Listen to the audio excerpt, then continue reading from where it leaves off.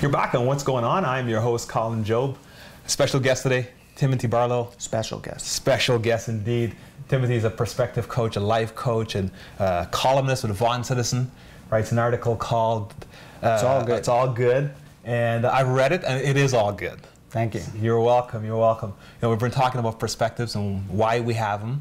Well, we got to talk about how we can change them. Mm-hmm. And but first off, let's touch on when do our perspectives start? Because some people say they start a couple of days after birth, right? I mean, probably people who I don't know about a couple of days, but yeah. Yeah, let's not go down that road. But let's by the time a person is what, 10, 15, when do your perspectives really start to kick in? Most psychiatrists will agree that anywhere between the ages of 7 and 10. 7 and 10? Yeah, that we have had enough experience of life where, we go from having some opinions to now making some assumptions to solidifying our core beliefs. That anywhere between the ages of 7 and 10, we have basically decided what the world is like, what we can expect from it, and what our place in it is. Do you realize what you're saying, though, Tim? Yes, I do. Okay. It's good. That can be overwhelming. I am overwhelmed hearing it. But the thing about it is, so you're basically saying at the age of 10, let's say it is 10, right? 10, the person lives to 70. So they spend the next 60 years proving they're right. Trying to prove that what they learned at the age of 10. Right. Now, a lot of people aren't going to relate to that because most people would believe that they're in conscious control of their life. Right. So the first thing to entertain is that we're not. We're not. 90% of what we do is unconscious. We're not aware of what's going on. Really? It's our unconscious emotional mind. Really? Right. 90%? 90%. Yeah, it's actually 95, but I'm saying 90 to give you a little hope. Oh, wow. Wow. So maybe we should stop the show right now. It seems like it's all over, yes. But it's not. What is necessary is to take a look at the current results that I have and look at it through that filter that says, well, the 90% is giving me the results that the 10% says I don't want. So right. Somewhere down there is a belief that supports that structure. So for example, if somebody wanted to make more money or be a millionaire, and let's say they grew up with parents who said, money's the root of all evil, right. Or rich people are bad people. Right. They grow up and they're not aware that that belief is hanging around in there somewhere. And so they go out and they say, I consciously want to go out and make more money. I want to be a millionaire. Anytime they get anywhere close to making some money, that belief kicks in. See, so you're saying it's almost like a fear of success with that example. Absolutely. Most fears are a fear of success. Actually. Fear of success. Yeah, most people think you're afraid of failure, but yeah, that's what we hear all the time, fear of failure. If that's true, then how come so many people get that experience almost every day? In actual fact, I mean, it's like if you're feeling failure all the time, what's to be afraid of? You know it like the back of your hand.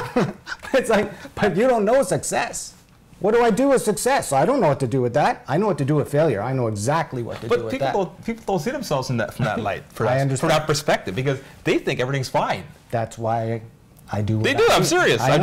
I know. Because most people But that's the question. Fine. It's just fine. If that's what you're looking for, great. You don't need me. But most people they don't want fine. They want great. More. They want more. They want. Yeah, because for example, I'll tell you, a lot of people I know, they buy the lottery every week, right? And I'm a math guy. Studies show that less than 1% of the people who actually buy the lottery win. Way less than 1%. Right? Yeah. And I'm exaggerating there, even saying 1%.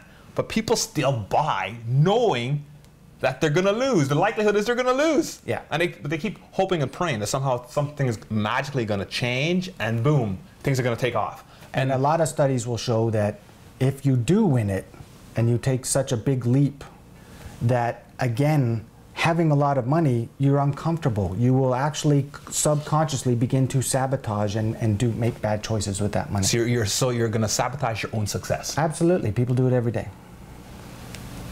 Because again, we live in a comfort zone. This theory was actually introduced by IBM in the 50s. IBM? Yeah.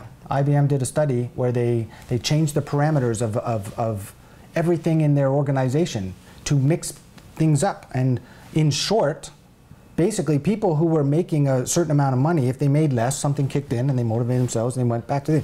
But the reverse ended up being true as well, that if somebody doubled their income for no reason of their own, within one fiscal quarter, they were actually back down making the same money that they were making. So if they had been given, like, so if a guy was selling out in the sticks and he gets transferred to the city, that guy has the world at his feet. All he has to do is just follow through. Follow the steps. And almost every person within one fiscal quarter, 3 months, back down to what they were making. So just the level... The study was off the charts. It certainly sounds like it. So their level of comfort wasn't there. Mentally, it wasn't there. They couldn't, they were like, when they say it's a fish out of water, or, I don't know what to do with that. This is why some abused women actually go, or women or men, but why some abused people in relationships go back to the abuser. Because at some level, even though they don't like it, they're comfortable with it. They're strangely... It's their comfort zone. They know, it's called the known zone. The known zone. Right? And so I know what to do with this. But when we go into the unknown... It becomes fuzzy. And frightening. Wow. You see, like, even though $1 million, you think, that's not scary, it's terrifying. What do you do with that? Now all of a sudden everybody comes up and says, hey, can you loan me some money? You don't have the same get out of jail free card you had before, right? It's like, I got no money, right?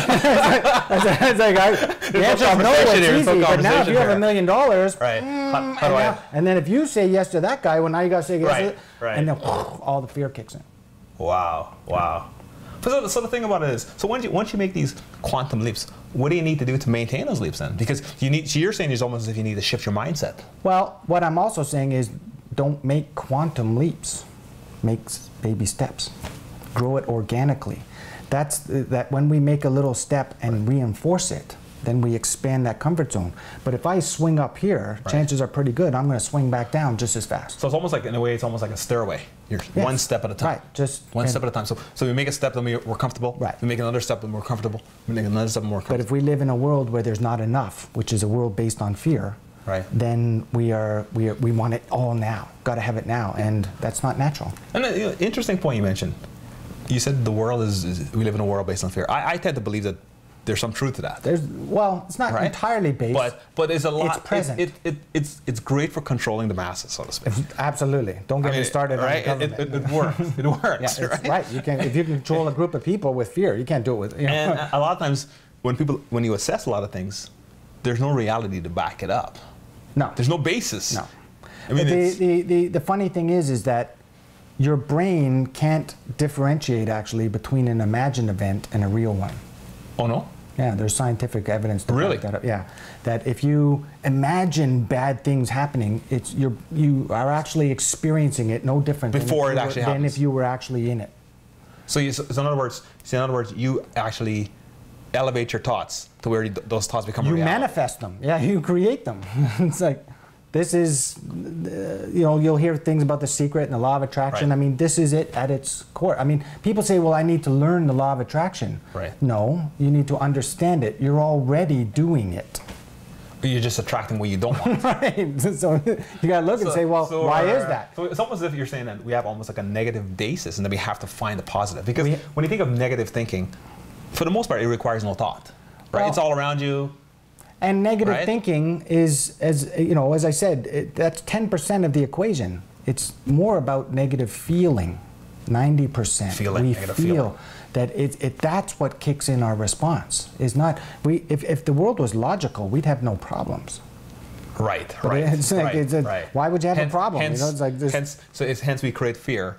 Well, it's present already in us, and we also have love. We have both.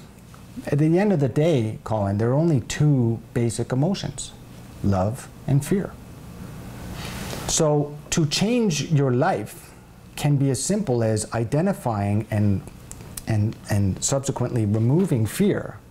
And then the only thing that's left to replace it is love. Yeah, but someone's listening out there right now. They're probably going to say, you know what? That sounds... That's great. Yeah. Let me put down the hash pipe and see what really happens, right? It's not realistic.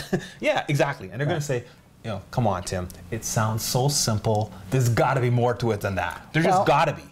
Right? Well, there is. The shift, I mean, we can have the shift, both mentally and emotionally. We can have the shift. However, the pattern may remain. This is where true change happens from awareness. True change happens from telling the truth. Telling the truth. Telling the truth and being aware of what I'm thinking, what I'm saying, and what I'm doing. Wow. Interesting, interesting. Well, Tim, we're going to take another break, and we'll be right back, right here on What's Going On.